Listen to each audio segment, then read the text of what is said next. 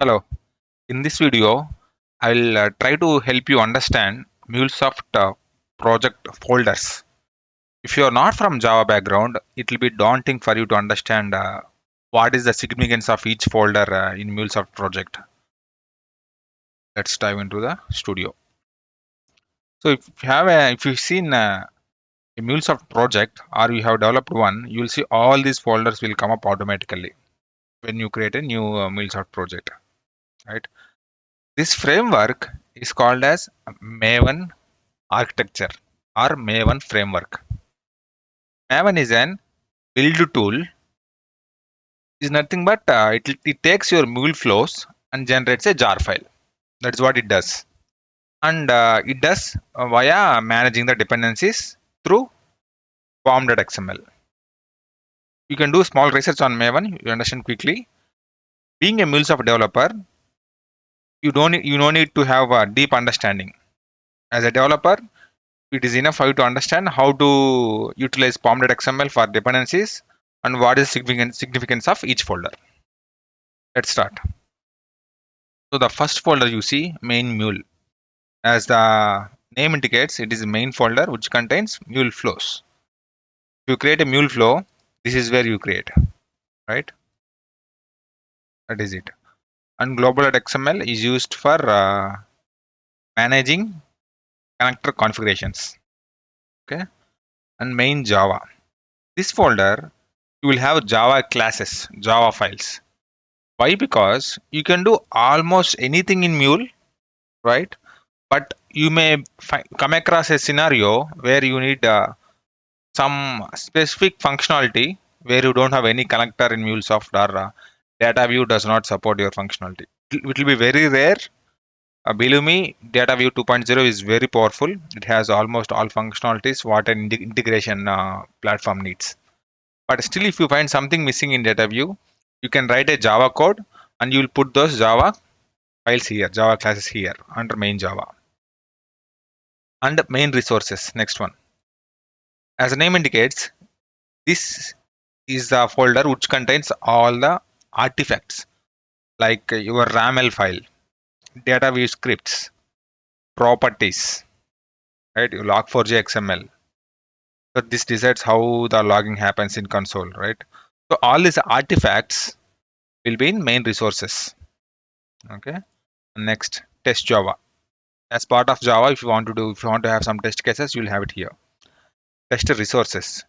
If you are doing some mocking services, you'll have those resources here and test messages for those mocking services.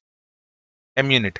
Munit is an unit testing functionality provided by Anypoint Studio.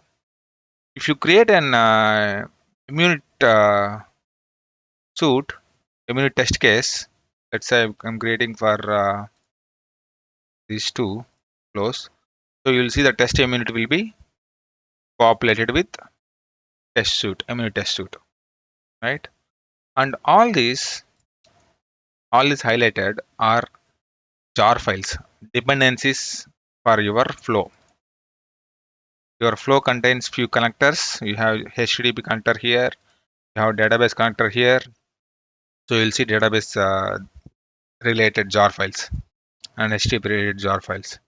If you add something like Salesforce, just for example, you will see you will have Salesforce jar files added here. Automatically, MuleFlow will add a dependency in pom.xml. Pom.xml will pull these jar files from Maven repository. Okay, that is what all this refers to. Next, source. Source and target are the key folders. When you export the project, you will see source containing all the uh, core components of your MuleFlow. That's what I would say. And target folder, this contains output of your build. Currently, you have these folders, right? Let me delete this. Delete this. It will not impact your Mule functionality. Okay, if I delete this, I'll just I remove this so the error will be resolved. Okay. When I run the project, it will build and then deploy. During build phase, it will have an output, right? All those output during build phase comes to target folder. Let me show you once. So the build is happening, build is success. So if I refresh you will see the jar is generated. If you don't want to use this jar, you made some changes, you can just delete this. You can run the project, it will create a new jar file, or just you directly run the project, it will create a new jar file, it will override the existing one. Okay, that is about target folder. Mule artifact JSON, this has a special place. You can do a lot here. You can control a lot. Let's say you are creating your own Mule connector. This will be helpful, right? Here you will be mentioning what all to export in this Mule project to create a connector, or this specific attribute secure properties will mask all the properties in Cloud Hub. So there are multiple uses. You can go to MuleSoft documentation, read it. MuleSoft artifact.json. If you are preparing a normal Mule API flow, maybe you won't be working much on here. And pom.xml. As I said, this is where the Maven shines. So you just add those dependency like this. It will pull this particular jar file from Maven repository. That is about the Mule folder structure. If you want to understand more, I would recommend you to check on Maven framework. So you will understand automation, build and deployment automation phase. You need this understanding. But as a beginner, as a developer, I think this knowledge is enough for you. Thank you. My name is Karthik Totapalli. Catch you later in next video.